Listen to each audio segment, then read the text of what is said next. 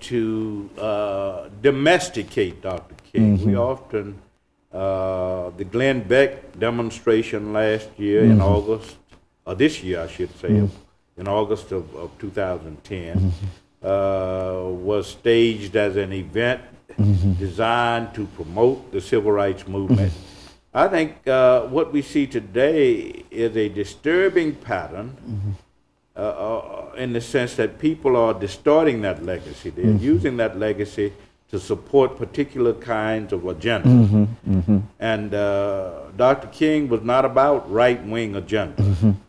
He was about the liberation of people from racism, from classism and economic exploitation, from war and human destruction, from religious bigotry and intolerance. Dr. King was about liberating and empowering people, not about disempowering and disenabling people. And I think we have to keep that in mind as we celebrate.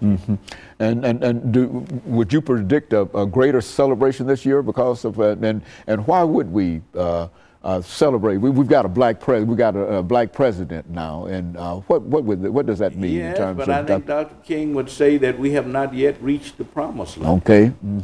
That we have an African American in the White House, but we still have a long way to go in terms of achieving not only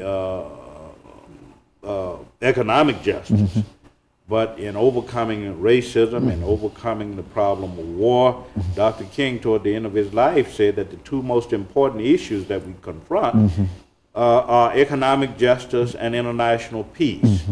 So we got to deal with the economic injustice in our society, the classism in our society, and we got to deal with the war and the human destruction. And all of that would eventually bring Dr. King's legacy, make it a reality for a lot of people. Yes, in terms of the realization of what he called the beloved community. Very good. And of course, Dr. Baldwin, we've got about 2 minutes. You've got another book here, Never to Leave Us Alone, The Prayer Life. What about The Voice of Conscience? The Voice of Conscience is a book that looks at images of the church in Dr. King's thought, and it too is about Dr. King's spirituality. But I focus on biblical images of the church as temple of God, the church as covenant community, the church as body of Christ, and also some cultural historical images such as the church as conscience of the state, the church as moral guardian of society.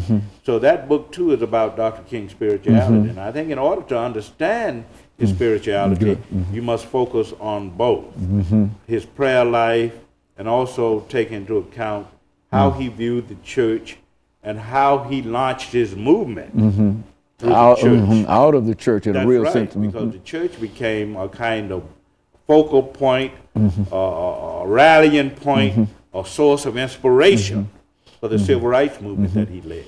And you know, it's hard to argue against the church if you're talking about equality, you see, and so it would be that would be the forum that you would think about all men being created equal and et cetera. And so it makes a lot of sense to think in terms of him being a spiritual leader and at the same time dependent upon the church and building around. Because the church was the custodian of his spirituality.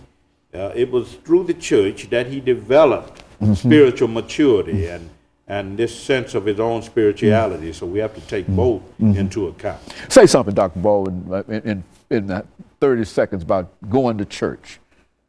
I think that's important. And when you read Dr. King's speeches and his interviews and his letters, that is very, very important. I think a lot of us today don't consider that to be very important. It's not about simply going to church, but participating in the life of the church through tithing, through participating in other activities in the church. That was quite important for Dr. King because first and foremost, he was not only a man of spirituality, but he was a man of the church as well. Good, and he was a man of God too. And of course, let me thank you, Dr. Baldwin, for bringing that excellent information to us. And let me encourage our audience to tune in again next week for another informative edition of Comments. Thank you and good morning.